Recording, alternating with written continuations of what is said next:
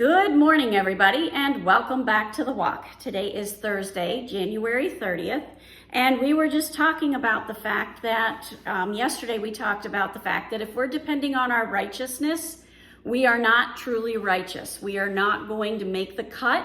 We are not saved from our sin. But it's when we depend on the righteousness of Jesus Christ that we are saved.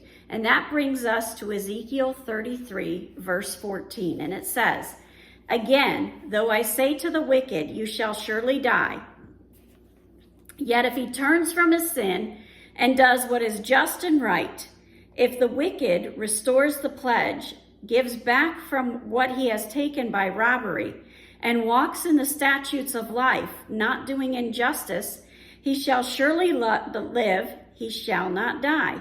So what this is talking about is turning from sin towards that righteousness. Now keep in mind, Jesus hasn't died on the cross yet.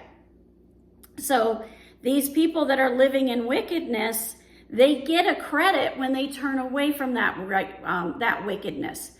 But when we're already righteous and we're trying to make the grade on our own, we don't cut it. We don't make it because we're not turning away from that sin. We're depending on that righteousness. It becomes a prideful thing. This wicked person knows that he needs God, and he turns towards God and leaves the wickedness behind. So what does it mean when it says restores a pledge? Well, in the Cultural Study Bible, there was an interesting note that said, pledges for loans were customary throughout ancient Near East. Thousands of loan contracts have been uncovered from Mesopotamia, showing that it was quite an ordinary procedure.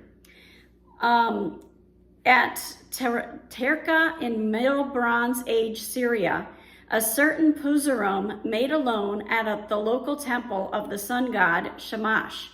He retained one half of a cuneiform contract, while the temple, functioning in this case as a bank, retained the other. Thus, the half retained by the temple functioned as a receipt. When Puzarum paid off the loan, the temple returned to him the temple's half of the contract.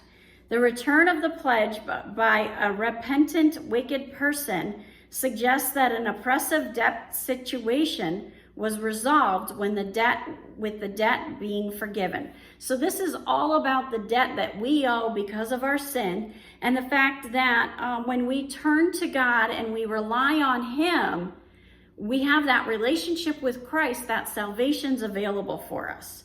Verse 16. "None of the sins that he has committed shall be remembered against him. He has done what is just and right. He shall surely live. Yet your people say, the way of the Lord is not just, when it is in their own way that is not just." So lots of people are going to say, doing what God tells you to do is not the right thing. This other thing is the right thing. And that doesn't change the fact that in order to be just, we've got to be following God. Verse 18, "When the righteous turns from his righteousness and does injustice, he shall die for it. And when the wicked turns from his wickedness and does what is just and right, he shall live by this." Okay, so what's the difference here?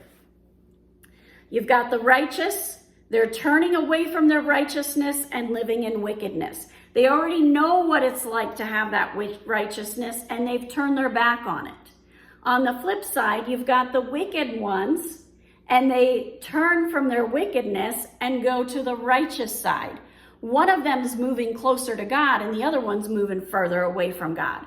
That's what you've got to take away from here. Verse 20, "Yet you say, the way of the Lord is not just, O house of Israel. I will judge each of you according to his ways."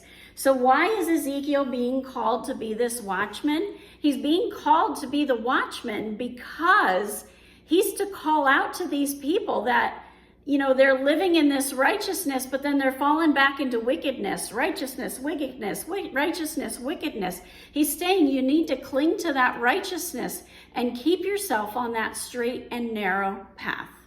Have a wonderful day. God bless, and keep walking the walk.